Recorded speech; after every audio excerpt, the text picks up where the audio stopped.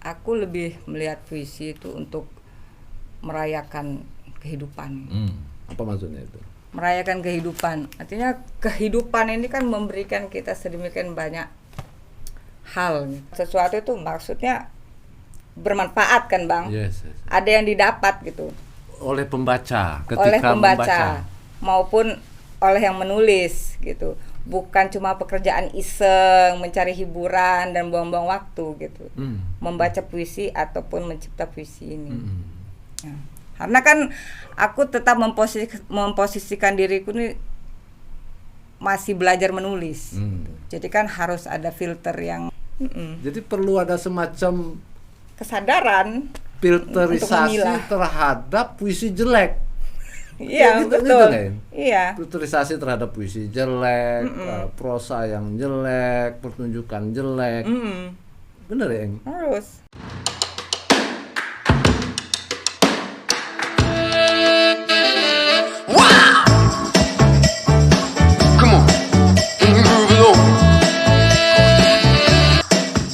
Selamat bertemu kembali teman-teman Lampung Kultur semua. Bahagia sekali kita hari ini kedatangan seorang teman, tamu kita, salah seorang penyair terdepan di Indonesia, Inggit Putria Marga. Apa kabar Inggit?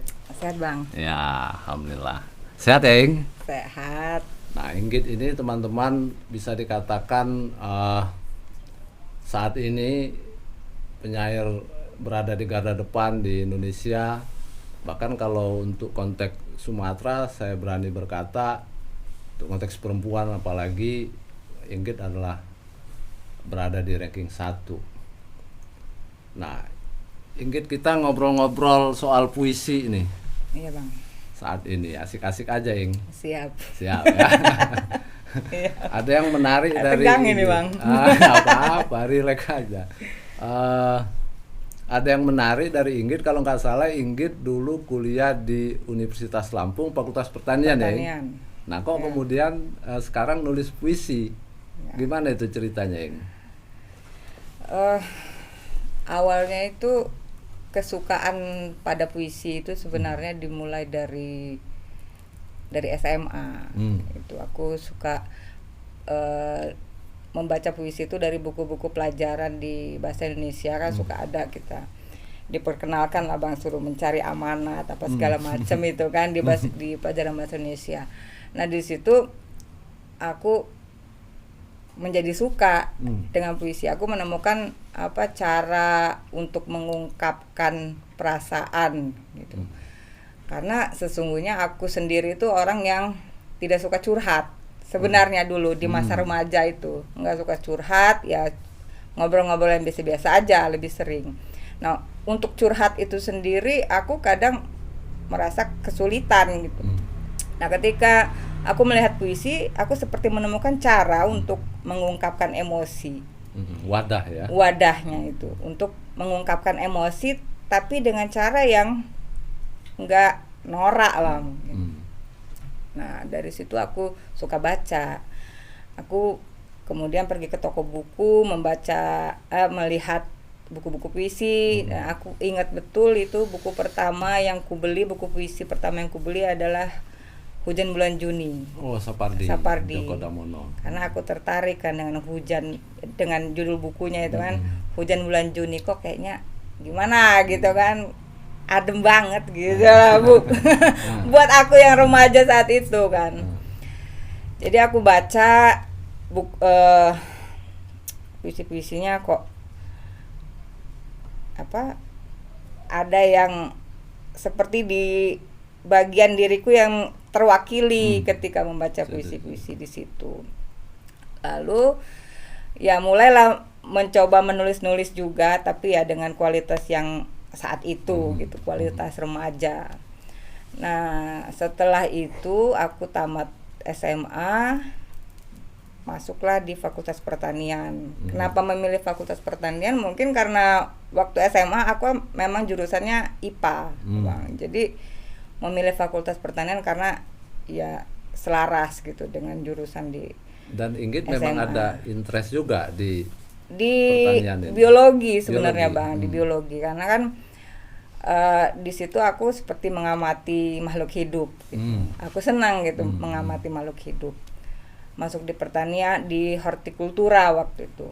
Di situ kan aku pikir jurusan yang paling artistik di Fakultas Pertanian itu.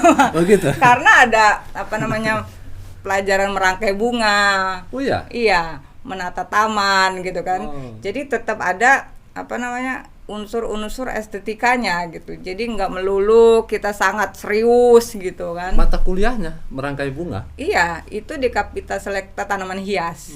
Ada merangkai bunga ikebana itu.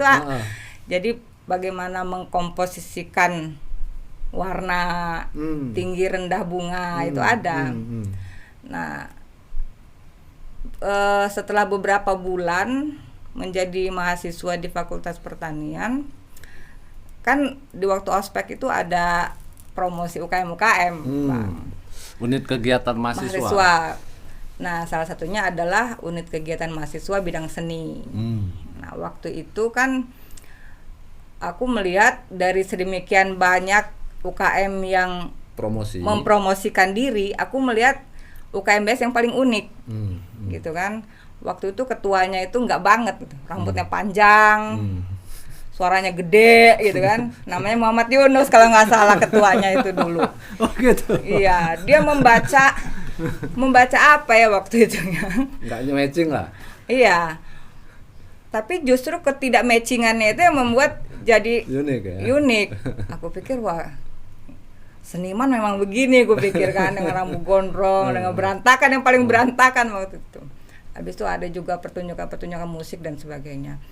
Nah, aku tertarik kan dengan, aku pikir kalau kuliah cuman kuliah datang pulang juga nggak memperluas wawasanku juga nggak memperluas pergaulanku kan. Maka aku mendaftarlah di UKMBS, unit kegiatan mahasiswa bidang seni. Di UKMBS itu ada beberapa divisi. Waktu itu aku memilih divisi teater dan sastra. Nah, di UKMBS itu aku bertemu dengan senior-seniorku yang sudah lebih dulu berproses di penulisan. Dan senior-seniorku ini mengadakan workshop menulis puisi. Pematerinya itu salah satu yang aku ingat adalah Pak C. Ahmad Wildan Erwin almarhum, Bang Isbedi Setiawan ZS, Bang Ari Pahala Uta Barat, dan Kais. Aku ingat itu. Nah, di situ kan mulai aku seperti menemukan apa, kalau istilah kita itu pencerahan-pencerahan sedikit bagaimana menulis puisi. Dan terutama mungkin secara teknis ya. Secara teknis. Bahwa puisi itu enggak melulu apa hanya bermodal kata-kata yang indah, perasaan-perasaan itu. Di situ aku mendapatkan kesadaran-kesadaran seperti itu. Nah, setelah dari workshop itu,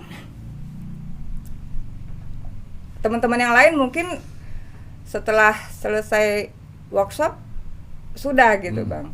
Tapi aku yang memang dari SMA sudah suka puisi, menjadi lebih terobsesi setelah ikut workshop itu. Jadi aku mulai nulis-nulis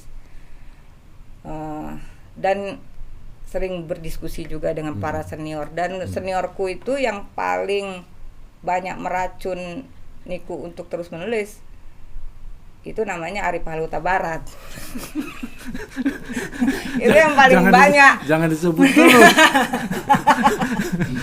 Enggak, ini kan harus disebutkan gitu sejarahnya. Itu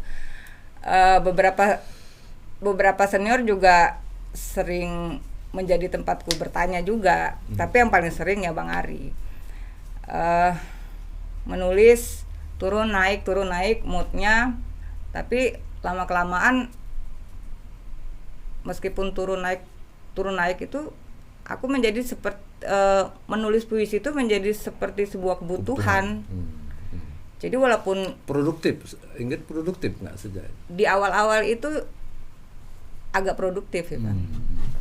Ya lebih produktif dari teman-teman yang lain yang Seangkatan lah ya. ikut workshop itu Iya. gitu, lebih produktif. Minimal aku 1 bulan itu adalah aku menunjukkan karya, Bang ini gimana Bang, jelek banget ini, udah bakar aja gitu. Bang aku berhenti aja nulis puisi, oh ya udah berhenti aja kan gitu kan. Cara belajarnya dulu seperti itu kan, untuk melatih mental kita. Dan dari situ setelah beberapa waktu di UKMBS kan waktu itu sedang rame ya Bang ya. Ada Bang Jaim masih sering mengirim tulisan di Lampos, Bang Ari juga, terus ada juga Bang Ardiansah gitu. Jadi aku melihat senior-senior ini ngirim tulisan ke koran. Nah, jadi aku memberanikan diri juga. Aku kirimlah waktu itu ke, kalau nggak salah yang pertama itu Lampung Pos. Nah itu dimuat. Ada honornya nggak itu? Ada 150.000. 150.000. Aku minum dulu ya Bang. Iya. 150.000. Happy nggak itu? Happy banget kan. Datang ke Lampos, aku minta anterin temen naik motor, ngambil honor tulisan. Enggak. Aku clipping kan. Gitu. Aku gunting, aku clipping. Itu lalu setelah dimuat itu naik dong Pede. kepercayaan diri kita Yes. kan. Terus aku kirim lagi, dimuat. Waktu itu masih ada Sumatera Express itu Bang. Oh iya. Sumatera Express itu. Aku kirim, dimuat lagi. Ya, akhirnya yang tadinya memang menulis itu untuk kebutuhan, akhirnya semakin menjadi kebutuhan. Jadi aku di rumah lebih banyak ngetik puisi daripada ngetik jurnal praktikum. Oh gitu. Waktu itu kan belum ada komputer kan Bang. Oh iya. Masih pakai mesin tik kita Iya, waktu iya, itu, masih tahun 90-an itu. Jadi kalau aku mau di masa-masa aku mulai memberanikan diri ngirim ke koran nasional, karena belum punya komputer kan, mau ngirim ke nasional biar kelihatan keren, aku numpang di tempat di rumah teman yang punya komputer. Yang punya komputer. Pura-puranya mau ngerjain tugas itu praktikum. Karena aku numpang ngetik puisi dan kirim. Harus kirim via pos kan waktu itu masih gitu ya Bang ya sistemnya. Kirim via pos. Kirim pertama ke media nasional itu kalau nggak salah aku ke Kompas. Puisi Raung. Langsung dimuat itu ya? Itu dimuat. Langsung dimuat. Nah setelah itu ya berjalan seiringnya waktu, aku tambah pede, tapi juga sekaligus mengevaluasi karya-karya sebelumnya. Karena kan setelah itu mengirim juga nggak selalu dimuat juga kan. Jadi aku ada proses evaluasi kenapa yang ini dulu dimuat, yang sekarang nggak dimuat. Raung bukan yang dapat anugerah kebudayaan bukan? Bukan.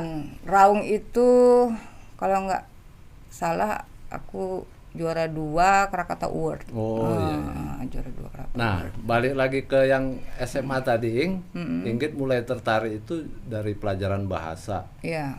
Memang gurunya enak ngajarnya, bagus ya gurunya ngajarnya. Atau biasa aja sebetulnya?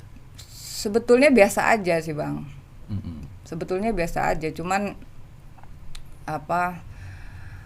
malah gurunya tuh nggak terlalu banyak mendikte gitu. Harus bagaimana, tapi dia menyuruh kami itu membuat konsep gitu. Maksudnya mempresentasikan hasil pembacaan kami terhadap puisi itu. Jadi mau nggak mau kan ada proses pendalaman kan Bang, membaca. Nah dari situ kan mulai tumbuh gitu kan. Rasa ingin tahu lebih jauh gitu, karena dibebaskan itu kan. Artinya berpengaruh ya itu. Berpengaruh. Dengan memberikan kita kebebasan untuk memahami, untuk menafsir itu. Enggak didirect kamu harus begini, ini salah, ini benar. Habis itu dipresentasikan gitu. karena harus dipresentasikan kan berarti kita harus menguasai bahan yang mau kita ucapkan ini. Oh, presentasi lisan. Presentasi lisan di depan kelas waktu itu. Walaupun dia nggak benar salah itu Enggak, penilaiannya kan. yang betul apa ya?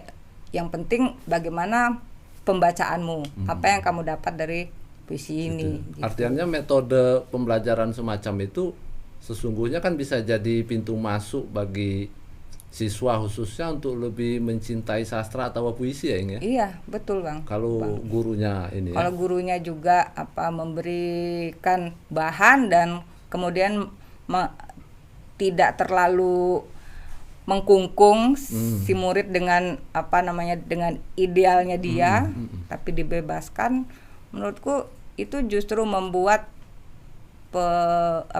pelajar itu menjadi lebih masuk ke lagi situ, ya. iya. Lebih ke bahan yang ada kebebasan mereka. Kebebasan, rasa memiliki dan rasa ingin tahu itu lebih muncul daripada hanya mengikuti caranya begini gitu. Itu kan ya sekedar mengikuti itu aja, nggak ada proses berpikir atau inisiatif dari si siswa. Artinya kan guru itu bisa jadi katalisator utama ya. Betul Bang. Untuk orang siswa mencintai sastra. Betul. Bisa menjadi pemantik ya. Karena kan anggaplah siswa kan blank ya. Soal puisi apalagi kan. Soal puisi. Iya. Justru sebenarnya guruku itu waktu SMA itu enggak terlalu banyak juga memberikan pemahaman soal sastra atau memperkenalkan karya sastra. Puisi-puisi yang dia berikan juga puisi lama ya. Yang ada di buku itulah gitu kan Bang. Si Hairil mungkin ya. Hairil, Sanusi Pane, yang model gitu kan. Tapi kan karena ada program mempresentasikan itu hasil pembacaan, bukan hanya ditulis gitu. Mau nggak mau kan si siswa ini terpancing lah. Iya, bukan membebani ya. Tapi ada inisiatif untuk masuk lebih jauh ke dalam puisi tersebut. Puisi itu gitu. Karena mau dilihat orang nih gitu kan. Mau nggak mau kan harus menguasai nih, nanti mau ngomong apa gitu. Jadi stimulus juga untuk siswa biar dia lebih sungguh-sungguh kan. Iya, Bang. Nah, kok ingin nggak masuk Fakultas Sastra? Ya itu karena milih Fakultas Pertanian. Itu karena pola pikir dulu kan. Karena SMA aku IPA gitu. Jadi supaya linear, jadi memilih fakultas juga yang IPA juga gitu kan. Ada juga ya pasti ada pengaruh orang tua juga kan. Kalau memilih sastra apa segala macam mungkin dianggapnya tidak semenjanjikan di pertanian gitu kan. Padahal ya sebenarnya sama aja. Nah, dalam puisi-puisi Inggit sendiri berpengaruh nggak itu dunia dunia sayur mayur kah, dunia tanaman kah, dunia pertanian itu ke diksi-diksimu atau ke problem-problemmu? Pasti Bang, pasti. Mempengaruhi sangat. Ya. Dibilang sangat juga enggak juga, tapi kalau dibilang tidak berpengaruh ya berpengaruh. Gimana itu? Misalnya sebenarnya bukan hanya pertanian mempengaruhi puisi-puisiku, tapi puisi juga mempengaruhi proses belajarku di pertanian gitu. Oh, gimana itu ceritanya? Jadi kalau mungkin ya teman-temanku yang lain itu kan kalau menanam jagung misalnya, ya udah nanam aja, yang diukur akar, yang diukur panjang daun, berapa nitrogen yang dibutuhkan kan, yang begitu kan. Nah kalau aku kan karena sudah teracuni oleh Bang Ari menulis puisi,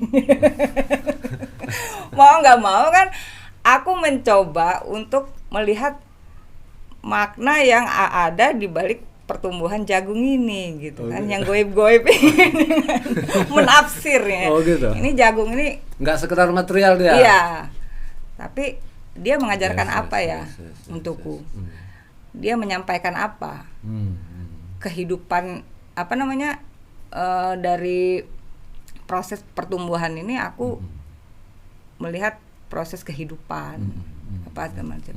Dan itu yang bisa aku tuliskan ke dalam puisi gitu. Jadi saling mengisi sih Bang sebenarnya. Sehingga dunia apa kita nyebutnya ya? Dunia apa itu, Ing? Dunia tanaman atau dunia Iya. tumbuhan ini mempengaruhi tidak hanya diksi-diksimu ya, Tidak hanya mempengaruhi. tapi Isi. bagaimana kau melihat realitas begitu? Iya.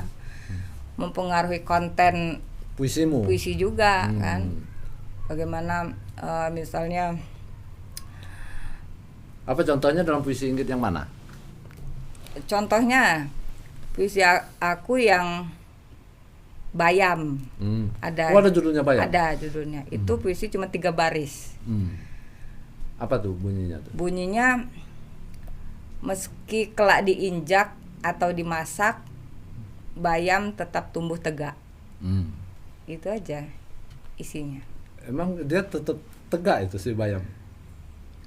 Iya, bayam itu walaupun nantinya dia itu mati terinjak-injak ataupun nanti dia bermanfaat untuk makanan, tapi ketika ditanam ya dia tumbuhnya tetap tegak. Oh, iya, Dia nggak mentang-mentang nanti dia diinjak, laju dia rebah gitu, dia merambat gitu kan, enggak iya. gitu. Ini jadi kayak apa namanya, beranalogi dengan Tanaman. apa proses kehidupan maksudnya. Iya. Menyimbolkan sesuatu Iya, maksudnya. iya. Alegori lah Iya, mungkin. alegori. Iya. Nah, itu puncaknya kalau nggak salah di puisi Inggit apa judulnya yang dapat anugerah kebudayaan ya? Oh, itu janji bunga yang seperti matahari. Iya, masuk bukan itu dari. Nah, itu masuk juga kan. Dari diksi-diksi tanaman Dari tumbuhan diksi, juga kan? Iya. Nah, itu kan aku mempelajari proses pertumbuhan bunga matahari. Itu kan kalau misalnya nggak mengamati secara benar-benar, Yes. Cacat logika dia kan? iya, itu maksudku Bang. Apa namanya, sama-sama saling mengisi itu. Walaupun sebenarnya puisi janji bunga yang seperti matahari itu ide awalnya itu berangkat dari sebuah komik, Malah komik dari yang aku baca di umur 7-8 tahun. Oh gitu? Iya, Tentang tanaman juga itu? bunga matahari. Oh. Iya. Itu ingatan masa kecilku mempengaruhi. Kemudian apa namanya, ilmu pengetahuan yang kudapatkan di Fakultas Pertanian. Pengertian Pertanian. mempengaruhi. Kemudian teknik puisi mempengaruhi juga. Jadilah Jadi karya tiga itu ketemu. gitu. Dan akhirnya dapat anugerah kebudayaan Tahun dari 2005 dari Menteri Pendidikan dan Kebudayaan waktu Kebudayaan itu. kan ya? Iya. Wah, itu kan itu salah satu anugerah tertinggi teman-teman sekalian untuk bidang kebudayaan. Iya, Itu hanya untuk satu puisi kan, Ing ya? Satu puisi Bang. Waktu itu masuknya kategori puisi media cetak. Dia dimuat di mana itu? Dia di Koran Tempo di tahun Koran 2000. Tempo. Panjang itu ya? Ya, satu setengah halaman. 1,5 halaman. Iya. Puisi itu memang agak unik juga apa namanya proses penciptaannya. Karena memang ada komik karya penulis Jepang, aku lupa nama penciptanya itu. Memang judulnya Sunflower, Bang. Oh, bunga matahari. Bunga matahari. Nah, bunga matahari itu kalau di komik itu, kalau di Jepang itu kan dianggap sebagai simbol kesetiaan. Karena dia selalu mengikuti arah matahari, gitu. geraknya itu. Bergerak, Kalau pagi dia tegak, siang dia tegak, iya. kalau sore dia merunduk gitu.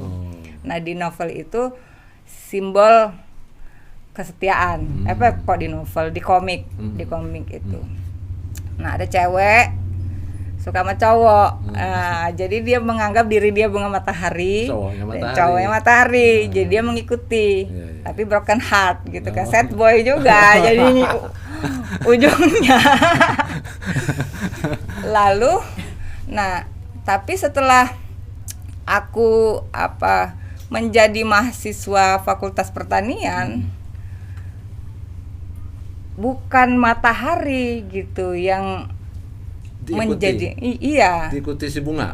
Tetapi bukan matahari lah satu-satunya yang disetiai oleh bunga matahari ini. Ternyata karena bukan matahari tempatnya kembali, tapi tanah.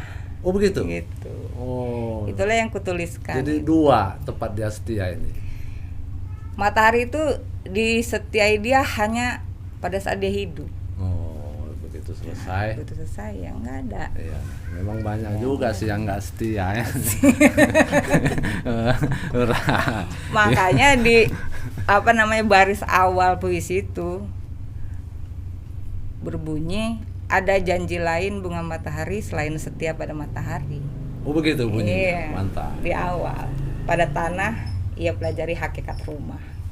Itu awalnya. Itu menarik ya, bagaimana ya aku juga membaca bagaimana Inggit di luar menggunakan diksi-diksi dari dunia alam ini, tanaman kah, tumbuhan kah, tapi Inggit juga mempelajari secara ilmu proses-proses natural yang terjadi di alam, dan Inggit bisa aku menyebutnya bukan ya not only mengeksplorasi tapi mengambil hikmah lah kalau dalam tanda kutip kan, sehingga dia menjadi konten-konten puisimu. Iya. Dan itu menarik. Di Indonesia kayaknya nggak ada atau jarang? Ya ada sih. Siapa?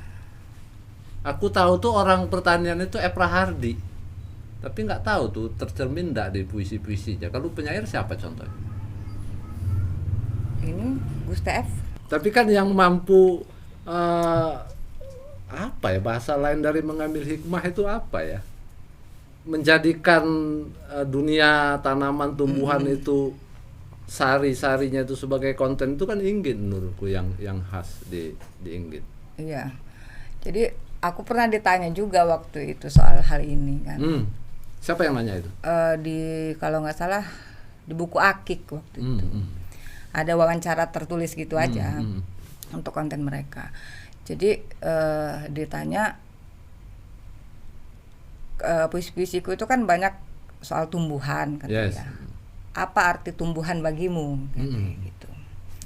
Jawabanku adalah tumbuhan itu ya guru non fisik untuk aku. Yes, ya, guru non fisik. Guru non fisik.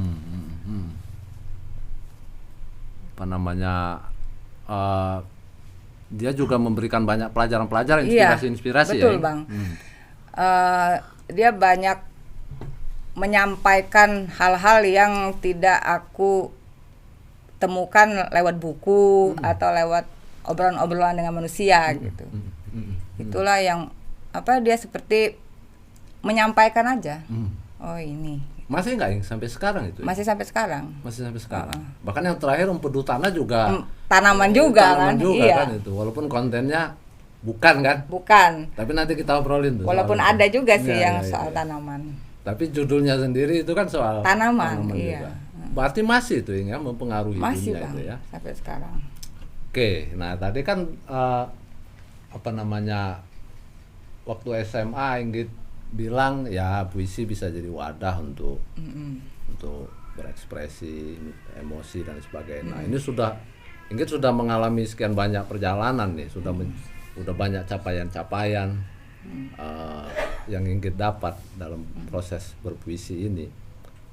Nah, apa sekarang untuk posisi sekarang, apa arti puisi menurutmu sendiri? Apakah masih sekedar wadah untuk curhat aja kah? Atau ada makna lain kah? Kalau untuk sekarang aku lebih melihat puisi itu untuk merayakan kehidupan. Apa maksudnya itu? Merayakan kehidupan, artinya kehidupan ini kan memberikan kita sedemikian banyak hal, maksudku yang indah, yang klasifikasikan menjadi yang indah, yang buruk, pengalaman indah, pengalaman yang buruk gitu kan. Nah, Puisi bagiku untuk merayakan yang bagus dan yang buruk itu saat ini. Jadi menerima semua itu, merenunginya, lalu mengambil jarak dengannya, lalu merefleksikannya, lalu mengkreasikannya menjadi karya. Menurutku itu sih Bang sekarang. Jadi kalau mungkin metaforanya apa ya? Mungkin bagiku puisi itu seperti rumah tanpa pintu, tapi dia hanya memiliki jendela. Oh gitu. Buatku ya Bang. Yeah. Subjektif ya. Rumah tanpa pintu, rumah yang hanya memiliki jendela. Gimana itu maksudnya itu? Iya, kita hanya bisa melihat dari jendela aja. Apa namanya, ruang untuk melihatnya itu kecil aja. Yes. Apa yang ada di dalam rumah itu. Kalau pintu kan kita bisa langsung masuk. Ya. Langsung bisa kita lihat, pahami langsung lah bisa ya. kita teliti, langsung bisa ini. Tapi kalau puisi itu dia hanya punya jendela dan kita hanya bisa melihat sedikit. Ya, menengok sedikit dan masih banyak misteri-misteri di dalamnya yang terlihat. Justru di situ menariknya. Justru di situlah menurutku yang menarik. Sifat puisi kan salah satunya adalah pengucapan tak langsungnya itu kan Bang. Yang dia membedakan dengan esai atau dengan opini. Di situ justru daya tariknya ini. Iya. Makanya gue bilang dia hanya jendela aja. Apa yang ada di dalam rumahnya itu adalah kehidupan yang dirayakan itu. Mantap. Kehidupan yang kompleks itu kan Bang, yang berlayer-layer ini. Ini jawaban khas penyair ini. Nah, menurut Inggit, puisi yang keren itu yang kayak mana? Menurutmu itu? Menurutku puisi yang keren itu ya pasti dia yang seimbang antara indah dan berguna, antara mengajarkan sesuatu dengan menghibur, gitu. Jadi mengajarkan sesuatu itu maksudnya bermanfaat kan Bang. Yes. Ada yang didapat gitu. Oleh pembaca, oleh pembaca maupun oleh yang menulis gitu. Bukan cuma pekerjaan iseng mencari hiburan dan buang-buang waktu gitu. Membaca puisi ataupun mencipta puisi ini. Tapi dia juga artinya menghibur. Pengertian menghibur? Artinya memberikan rasa senang gitu. Tidak membosankan. Tidak membosankan. Dia memberikan, ketika membaca perenungan yang diartikulasikan oleh si penyair di dalam puisi tersebut, lewat puisinya, mengikuti perenungan itu memberikan perasaan senang, bahagia, mungkin si pembaca maupun si penyairnya juga, gitu loh Bang. Dia menemukan cakrawala baru ya, kesegaran mungkin ya. Iya betul. Persepsi baru, nilai-nilai estetis baru dari benda-benda, mungkin dari objek-objek. Ya, gitu. misalnya kayak puisimu tadi dari bunga matahari tadi kan. Nah, aku kan nggak paham tuh soal bunga matahari. Begitu baca puisi Inggit, iya juga gitu menurut Inggit ya. Iya. Memberikan, mendapatkan sesuatu yang baru itu kan otomatis kan rasa positif kan Bang yang muncul dari diri kita. Walaupun ada juga sih yang menjadi muak, saking bagusnya itu kita jadi memuakkan yang menyenangkan gitu kan ada ya Bang ya. Kayak misalnya ini bukan puisi sih tapi novelnya Yukio Mishima yang Kuil Kencana itu, yang proses yang dibakar kan? Yang dibakar itu, yang si anak tidur berdampingan dengan ibunya yang sedang bercinta dengan pendeta, gitu. Itu kan memuakkan banget ya Bang ya. Tapi kan memberikan suatu rasa yang gimana untuk kita? Estetik kan Bang. Ya itu Gitu sih. salah satu novel terbaik Mishima itu. Iya. Ah, Kuil Kencana itu. Kuil Kencana ya. Memang ada puisi yang ingin baca yang tidak bermanfaat dan tidak indah itu, yang tidak indah dan tidak berguna itu banyak. Adakah? Kalau aku memang kalau untuk membaca itu agak pilih-pilih sih, Bang. Oh gitu. Maksudnya? Jadi ya aku membaca yang ya memang jadi nggak bersih juga kan. Jadi membaca nama-nama yang sudah aku tahu aja kualitasnya gitu aja. Agak kurang berani juga membaca nama-nama yang baru ini nanti gimana gitu ya. Karena kan aku tetap memposisikan diriku nih masih belajar menulis. Jadi kan harus ada filter yang agak lumayan ketat gitu kan. Aku kan walaupun katanya udah panjang, sudah lama nulis, tapi untukku sendiri aku masih dalam tahap belajar menulis. Ya, memang harus gitu seniman kan. Jadi harus tetap filter, Bang. Kalau nggak ada filter kayaknya dunia medsos saja sudah begitu membuat kita kriwuh kan. Itu mempengaruhi tak? Dibaca lagi. Mempengaruhi proses kreatif, mempengaruhi menurut medsos. Noise ini. Noise ini ya mempengaruhi. Ada fase-fase di mana aku terganggu gitu dengan situasi yang noise ini. Tapi kalau atau sekarang puisi-puisi yang jelek itu mempengaruhi juga. Pengaruhi selera ya. Kalau aku enggak sih. Bukan artinya Maksudnya, kan kalau kita baca sering baca puisi iya jelek, dong. lama-lama Jelas jadi dong. turun juga selera kita. Itu kan mengendap juga bacaan-bacaan itu kan di bawah sadar kita. Seperti kita makan aja kan, Bang. Iya. Ya kan makan gorengan tiap hari kan. Walaupun kita imunnya bagus kan, tapi kalau dihajar terus dengan itu KO juga kita. Nah, ini penting dan serius ini. Jadi perlu filter itu ya menurutmu? Perlu banget. Apalagi buat teman-teman yang baru mungkin ya. Oh itu ya. Bahkan itu ya? aku membaca buku teori sastranya Renu Welk gitu kan. Itu bahkan untuk yang masih taraf belajar gitu di awal untuk mahasiswa mungkin. Itu justru yang harus dibaca, filternya harus lebih kuat. Lebih baik membaca yang mahakarya menurut dia, menurut Renu Welk. Dan Ingrid setuju itu kan? Setuju. Karena kalau enggak ya selera habis itu skematanya itu kan. Iya, perspektifnya juga. Pandangan kita terhadap karya sastra atau terhadap puisi juga akan berpengaruh. Terutama bagi penulis pemula mungkin ya, atau seniman pemula lah ya. Perlu filter itu ya menurutmu ya? Iya, ya buat yang udah lama juga harus tetap ada filter kan, Bang. Lama-lama jebol juga pertahanannya kan. Kayak aku ini kan macam-macam sekarang tontonnya, film India, film Cina, Dirnatan, itu udah nggak ada filter lagi, udah bawa. Kalau iya, tapi kalau misalnya sekarang ya harus dibedakan gitu, Bang.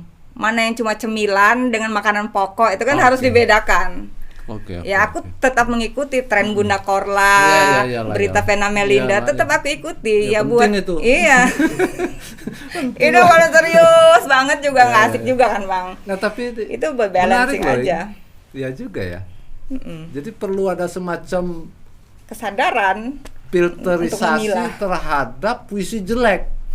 Iya gitu, betul. Gitu, kan? Iya. Filterisasi terhadap puisi jelek, prosa yang jelek, pertunjukan jelek. Bener ya? Harus. Terutama bagi pemula. Untuk pemula. Karena akan mempengaruhi. Iya, karena kan baru belajar berjalan, baru masuk kan. Kalau tiba-tiba langsung sampah semua nanti kan dipikirnya wah cuma ini doang. Iya, baru sadar juga itu. Dia nggak tahu bahwa di sana itu ada danau yang indah ada apa. Tapi kalau baru masuk pekarangan itu udah basing-basing sampah, udah teh kebo, udah apa segala macem. Gimana dia mau masuk lagi? Males lah dia. Ya kan? Kalau di Renu Welk itu. Tapi kan sekarang Facebook, IG, media sosial kita kan nggak ada filter itu. Nggak ada filter. Gimana makanya. Semua orang kan Mencurahkan semua. merasa dirinya penyair kan? Iya. Nah itu gimana itu? Kan bubar-bubaran jadinya. Ya makanya itu harus diimbangi juga dengan bacaan-bacaan yang bermutu ini. Seharusnya juga di-push juga. Oh Iya. diserbu juga oleh bacaan-bacaan. Diimbangi. Gitu. Jadi enggak yang sampah-sampah aja yang bertaburan. Kalau untuk konteks Indonesia banyak makanan pokok atau cemilan ya? Waduh, itu harus dibaca secara komprehensif. Baru bisa berkomentar, nanti salah. Atau untuk Lampung ya? Lampung Kalau Lampung ya dari beberapa yang ku baca sih, aku kira dulu lebih banyak yang bagus daripada yang sekarang. Dulu lebih sedar ya. Di masa-masa media massa masih menjadi ini. Karena mungkin ukurannya ada gitu kan, Bang. Ada proses filter juga dari editor, dari redaktur, ya kan? Iya. Jadi yang muncul di permukaan juga ya sudah terfilter, sudah terseleksi. Kalau sekarang kan ya tabur-tabur aja. Enggak keruan-keruan ya. Enggak keruan-keruan. Orang lebih tertarik menjadi penyair kayaknya. Ketimbang menulis puisi yang baik. Menulis puisi yang baik. Lebih senang ya memposting mukanya daripada karyanya gitu. Iya. Nah, balik ke kriteria tadi, berarti kan ada dua aspek tuh, yang indah dan yang berguna, kata Inggit. Itulah kriteria. Yang indah ini kan kriteria formal ya. Iya, soal unsur dan estetiknya. Intrinsik, gaya bahasa, rima. Nah, itu gimana menurut Inggit? Apa aja sih, lebih detail lagi? Siapa tahu ada yang nonton nih, penulis-penulis, calon penulis, apa kriteria-kriteria formal yang sehingga dia menjadi keren tuh menurut Inggit, gimana tuh? Iya, untuk fungsi estetik itu kan pasti lebih ke nilai-nilai keindahan itu yang bisa dicapai itu lewat yang pasti lewat persajakan, lewat maksudnya apa tuh persajakan tuh? Ya rimanya, rima. Lalu ya hal-hal yang lebih teknis ya, Bang ya. Soal-soal kebahasaan harus beres. Terus irama, gaya bahasa kan ya seputar pemilihan diksi, terus bahasa kias, dan menurutku itu. Lalu itu harus terpenuhi semua. Menurutku sintaksis harus beres. Iya, karena mau nggak mau puisi itu kan menyampaikan pengalaman. Selain menyampaikan pengetahuan, tapi juga mengajak pembaca itu untuk mengalami. Mungkin itu yang membedakannya dengan misalnya opini dan lain-lain. Dia mengajak pembaca mengalami, dan untuk mengalami itu kan berarti ada keahlian yang diperlukan untuk membumikan ide abstrak yang hendak kita sampaikan.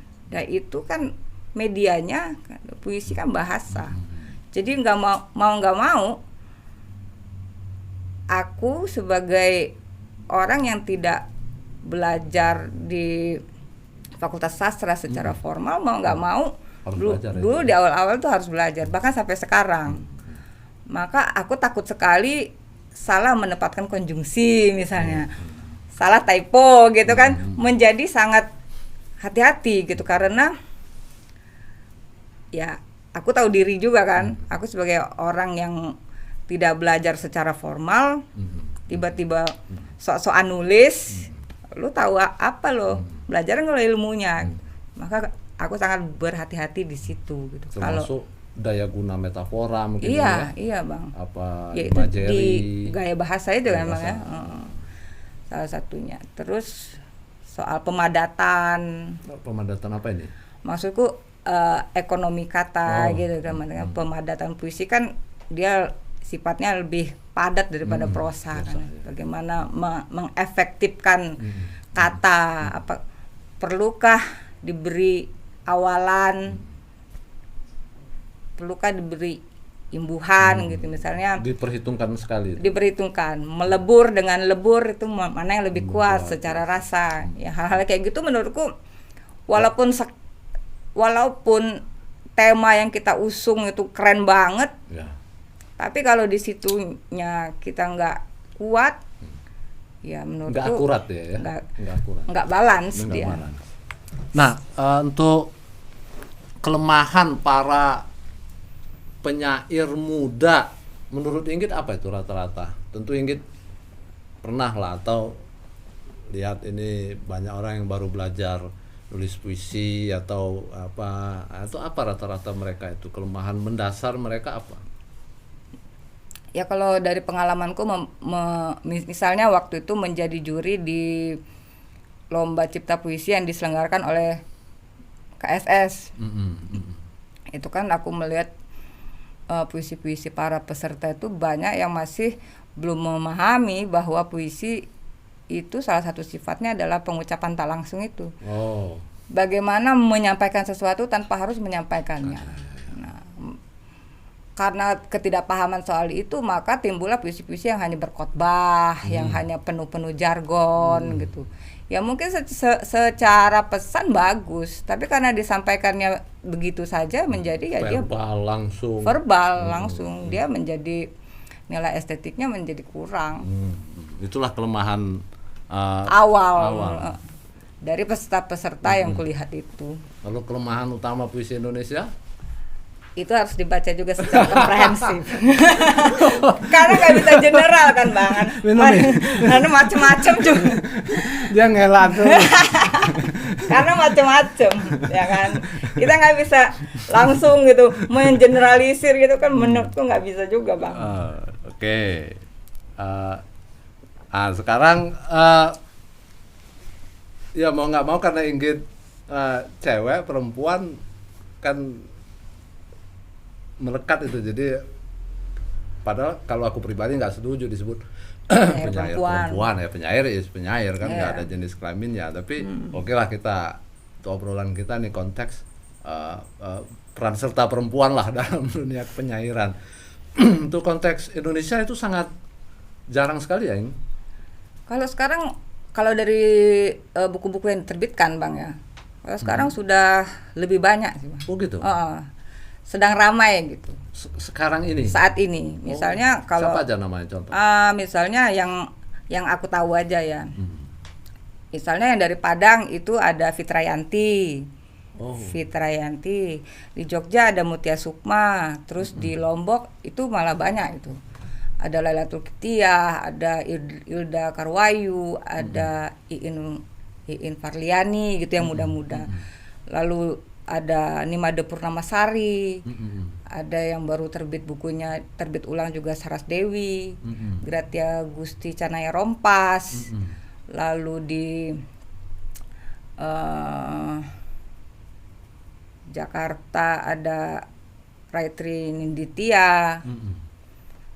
Menurutku di Jawa Barat itu ada Dian Hartati.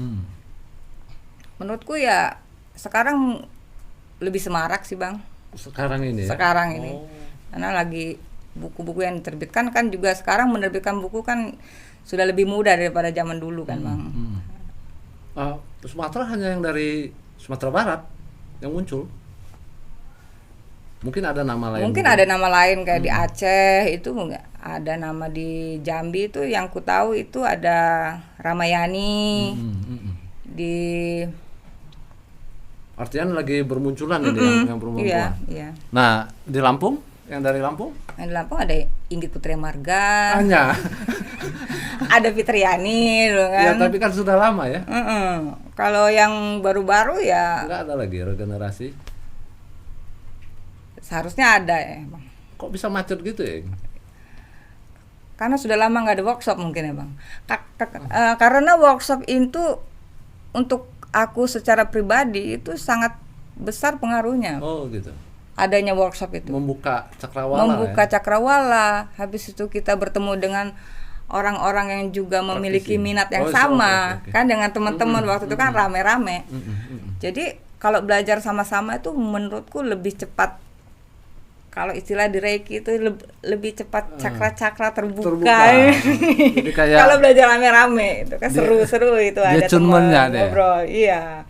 Ada teman ngobrol. Kalau belajar sendiri ya mungkin pada fase tertentu memang dibutuhkan belajar sendiri itu. Menarik diri dari kerumunan itu. Tapi belajar rame-rame itu juga seru. Jadi perlu workshop. Terutama untuk di awal, perlu banget. Karena kita udah lama banget kayaknya di Lampung nggak ada workshop, tidak ada lembaga manapun yang menyelenggarakan. Dulu aja di awal-awal aku berproses juga UKMBS aja yang ada workshop menulis puisi rutin setiap bulan, bahkan berlangsung sampai aku selesai kuliah juga tetap rutin kan waktu itu sebulan sekali. Jadi sangat memprihatinkan nih kondisi puisi kita Lampung. Lampung sangat memprihatinkan. Terutama untuk regenerasi. Penyair perempuan ya, penyair perempuan dan laki-laki juga. Yang laki-laki juga. Yang laki-laki siapa? Nggak ada lagi, Bang. Iya. Ya, kan? Yang anak-anak mudanya ya. Yang anak muda. Berhenti di Agit. Nah, dalam kondisi kayak gini kan kita punya Dewan Kesenian Lampung ya. Nah, gimana itu yang menurut Inggit? Harusnya peran Dewan Kesenian Lampung untuk konteks itu apa ya? Aku nggak tahu ya. Mungkin seperti kalau dibilang nggak paham perannya ya nggak ngerti juga sih. Apa nggak paham perannya gitu bahwa iya Bang. Kalau sebagai orang yang berada di lembaga yang seharusnya mengurusi orang banyak, kepentingan orang banyak gitu kan, itu justru malah menjadikan posisi itu untuk apa? Untuk eksistensi dirinya. Celaka maka. Itu yang nampaknya kelihatan di kita. Yang kelihatan di kita itu yang nampaknya. Kita nggak boleh suuzon. Mungkin ada perspektif lain gitu kan. Kan harus komprehensif. Minum dulu lah kalau gitu lah, biar rileks. Sekarang kita masuk ke buku Inggit. Buku Inggit yang terbaru lah, yang terakhir itu adalah Empedu Tanah. Empedu Tanah. Itu dia berhasil mendapat capaian yang tinggi itu. Buku Empedu Tanah itu menjadi pemenang untuk Kusala Sastra Khatulistiwa. Kusala Sastra Khatulistiwa itu salah satu penghargaan paling bergengsi di Indonesia. Inggit bisa cerita singkat tentang apakah tema secara umum dari puisi itu, Ing? Dan apa keunggulan puisimu itu sehingga dia menjadi menang? Iya, itu ini harus bisa jelaskan. Iya, mungkin mulai dari apa yang tidak disampaikan oleh buku itu ya Bang ya. Ya sebenarnya proses pembuatannya itu juga agak lama sih. Itu Empedu Tanah itu ku garap itu sejak selesai apa sih Empedu Tanah itu? Empedu Tanah itu ini diksi unik nama ya? Empedu Tanah itu nama lain, nama daerah untuk Sambiloto. Oh gitu. Untuk Sambiloto. Sesungguhnya judul buku itu Sambiloto. Ya, cuman nggak puitik dia jadinya. Dia nggak puitik, nggak metaforik. Maka aku cari apa kira-kira yang mewakili apa yang kepahitan ini. Aku carilah di berbagai macam tempat. Aku temukanlah Empedu Tanah. Aku kira ini dia. Sebelum-sebelumnya itu ya ada judul-judul lain juga, cuman kurang menarik lah aku pikir. Aku pikir Empedu Tanah itu cukup mewakili apa yang hendak aku sampaikan. Apa itu? Yang hendak aku sampaikan adalah lewat buku itu bahwa penderitaan itu memang kita perlukan. Oh gitu. Untuk hidup ini. Bahkan ada doa orang-orang Tibet itu, mereka memang memohon penderitaan berikanlah kami penderitaan yang sesuai dengan jalan yang kami tempuh, agar hati kami menjadi tabah. Gitu. Untuk itulah intinya itu. Itulah intinya. Jadi bagaimana kita menemukan keindahan di dalam yang tidak indah. Kita menemukan kedalaman di dalam hal-hal yang tampaknya dangkal, yang banal. Bagaimana melihat keindahan, kelembutan dalam kekerasan, hal begitu sih Bang. Nah itulah hakikat si empedu tanah Si yang empedu tadi, tanah, dia kan pahit sekali ya. Tapi dia menyehatkan. Sepertinya kontradiktif. Padahal tidak. Tidak. Dan itu kemudian ingin dituangkan dalam sekian banyak puisi. Episode lopus, potongan-potongan peristiwa. Gitu. Ada berapa puisi di buku itu? 30 Bang. 30 ya. 30. Oh, hanya 30 puisi aja. Hanya 30. Dan semua itu tema besarnya itu tadi. Temanya itu kepahitan dalam hidup. Kayak mana kalau manusia. Kayak teman-temanku yang setiap saat menderita ini dia gimana ya? Nah itu nggak boleh ditolak. Oh gitu. Penderitaan itu harus diterima tapi bukan untuk diratapi, tapi untuk dijadikan motivasi, stepping stone. Betul itu. Nah, apa keunggulan bukumu itu menurutmu untuk konteks pada saat itu ya? Tahun berapa Inggit menang itu buku 2020. Itu? 2020. Apa keunggulan puisimu itu? Keunggulannya? Yes. Ya tentu juri lah yang paling tahu kan, tapi Inggit juga harus inilah. Kalau aku sendiri merasa dibandingkan dengan puisiku yang di Penyeret Babi, dengan buku Penyeret Babi, aku merasa di Empedu Tanah itu dalam proses penggarapan ya Bang ya, aku menjadi lebih merdeka aja. Oh gitu. Lebih lepas gitu. Aku nggak terlalu banyak. Yang boleh masuk di puisi ada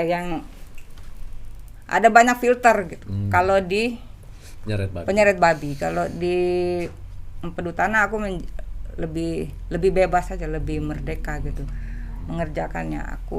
Dan itu satu buku itu satu tema kan, itu satu topik ya ini. Satu tema ya. Yaitu yang soal kepahitan itu. Aku lebih merdeka aja. Lalu pada saat menggarap itu memang aku sedang mempelajari cara membuat puisi-puisi naratif gitu. Oh, dia sifatnya naratif semua. Naratif. Ada juga yang nggak naratif, tapi itu hanya beberapa gitu yang tidak naratif. Dan untuk menarasikan sesuatu itu kita memerlukan keterampilan membuat deskripsi kan. Yes. Deskripsi itu sangat penting untuk mencipta dunia yang jernih gitu. Nah di situ aku mempelajari banyak tulisan, misalnya Yasunari Kawabata gitu kan, atau Ryunosuke Akutagawa. Mereka itu kan detailnya gila-gila emang ya, jernih, atau Italo Calvino. Nah aku melihat bisa nggak ya puisi menampung kedetailan seperti ini, tapi bentuknya puisi. Menurutku yang paling bisa, dia nggak boleh menjelma jadi prosa gitu kan. Dia yang bisa menampungnya ya puisi naratif, ya kan Bang. Nah kebetulan waktu itu aku juga membaca puisi-puisi, novel-novel thriller, novel Edgar Allan Poe misalnya. Itu untuk merangkai adegannya ya? Iya. Pengadeganan lah. Pengadeganan, menyusun konflik, bagaimana plot twist gitu. Itu banyak juga aku pelajari dari situ, bagaimana membangun peristiwa Iya, gitu, iya, iya. menyembunyikan konflik, Iya, iya, baru Oh, justru dari dipecahkan prosa-prosa itu ya? dari prosa-prosa, Hmm. dari cerita-cerita detektifnya. Hmm. Jadi aku seperti terobsesi kalau apa teknik ini bisa nggak ya kalau dipakai untuk puisi, Puisi. gitu. Maka ya aku bereksperimen lah dengan empedu tanah. Dan alhamdulillah disambut baik dan berhasil lah ya. Ya kalau disambut baik ya alhamdulillah. Nah, iya. Tapi ada konon ada salah seorang kita sebut aja kritikus yang menganggap ada berbeda puisimu dalam buku Empedu Tanah dan Penyeret Babi. Pada Empedu Tanah itu cenderung dianggap Noise. bertele-tele, kemudian berat, tidak berat itu dalam konotasi yang negatif lagi, apa not clear ya, tidak bersih, kemudian berlarat-larat. Nah, itu gimana menurut? Banyak bermuatan. Apa respon Inggit terhadap komentar itu? Ya menurutku namanya juga komentar ya nggak apa-apa juga berkomentar kan. Puisi buku ini kan membawa nilainya sendiri gitu. Apakah komentar itu kemudian akan mengotori buku itu kan enggak juga. Menurutku ya nggak apa-apa juga sih. Dan nggak ya fair kan? juga sebetulnya membandingkan buku yang satu dan Iya, yang betul, gitu. betul Bang, karena kan Beda modelnya. walaupun Penyeret Babi ada yang menganggap itu lebih bagus, tapi apakah aku harus mengurung diriku, mengurung kreativitasku, mengikuti pandangan itu kan enggak juga. Kita kan berproses. Justru harus melupakan itu menurutku. Harus melanjutkan step berikutnya iya, ya. harus memerdekakan diri. Tapi dari inimu tadi sumber-sumber misal kayak yang menginspirasimu tadi? Ya. Adalah Mishima, Akutagawa, Kawabata. Kau suka sama penulis-penulis Jepang ya? Rupanya? Suka Bang, suka. Oh, gitu. Bahkan ya Prosa atau penyairnya? dua-duanya. Kenapa itu? Karena mereka itu nggak bertele-tele dan proporsional gitu. Maksudku proporsional itu dalam mengungkapkan emosi juga, nggak bleber-bleber, nggak berlarat-larat. Terus bagaimana membangun dunianya juga detail. Dan simple ya, minimal. Dan simple. Kalau kita baca Kawabata itu kan bagaimana dia memulai novelnya itu dengan hanya bunga sekuntum, kemudian membesar menjadi dunia yang kompleks. Menurutku itu keren sih. Dan puisi kukira bisa juga sih. Seperti itu. Kalau untuk konteks dunia, jadi si penulis-penulis Jepang paling Inggit suka. Yang paling banyak berpengaruh dalam karyaku ya. Ya walaupun tetap ada kayak misalnya Edgar Allan Poe atau Jack Kerouac mempengaruhi juga. Kalau penulis Indonesia atau penyair Indonesia khususnya siapa yang Inggit suka? Kalau yang dulu yang awal-awal ya Sapardi. Lalu untuk bermain-main itu aku suka Djoko Pinurbo. Bagaimana dia memainkan dinamika, memberikan kejutan-kejutan itu ya aku suka. Ya. Nah, yang kabar terakhir Penyeret Babi kan akan diterbitkan ulang ya, Ing? Iya. Dicetak ulang oleh Gramedia. Nanti akan launching ya, Ing, rencana? Rencana akan launching di awal Maret. Awal Maret. Oke. Nah, yang terakhir adalah ada proyek baru, Inggit? Ada Bang. Sedang digarap. Alhamdulillah sekarang kalau kemarin penggarapannya sudah sampai niat, kalau sekarang sudah sampai 2 puisi. Wadah jadi. Jadi ada peningkatan. Sebelumnya kan berhenti di niat. Masih masih puisi ya? Puisi Bang. Belum ke bikin novel atau? Belum. Kabarnya ini mau bikin mau tari, mau nari gitu? Enggak, belum. Mau ini bentar lagi mau membuat buku teknis. Bagaimana cara menjahit baju. Ya. Saran untuk pemerintah kita lah secara umum, apa yang ini terakhir nih? Waduh, saran untuk pemerintah. Ya apa? Biar kita tambah keren nih Lampung nih. Apa yang? Menurutku tadi udah aku sampaikan. Kita harus ya apa ya saran untuk pemerintah ini ya. Harus belajar dari puisi lah. Bagaimana mengkonkretkan yang abstrak. Yes. Nah, karena kita ini sekarang banyak mengabstrakkan yang sudah konkret gitu. Mestinya mengkonkretkan yang abstrak. Kita melaksanakan apa yang sudah kita sampaikan itu dilaksanakan gitu. Jadi bukannya memenuhi hari-hari kami masyarakat dengan jargon-jargon, tapi dikonkretkan jargon-jargon itu. Misalnya ya kalau kayak dulu kan zaman pandemi prihatin, kita harus saling membantu gitu. Tapi konkretnya dana bansos di korupsi ya gitu. Jadi memang pemerintah itu harus belajar dari sifat-sifat puisi, yaitu kemampuannya untuk mengkonkretkan yang abstrak. Itulah fungsi metafor. Itulah fungsi metafor. Oke, thank you Inggit. Sama-sama Bang. Terima kasih ya. Sama-sama Ya, Bang. Siap. Demikianlah teman-teman sekalian, lontaran-lontaran pemikiran dari salah satu pemilih otak terbaik yang ada di Provinsi Lampung tercinta ini. Mudah-mudahan kita semua dapat manfaatnya. Terima kasih. Ya, dong.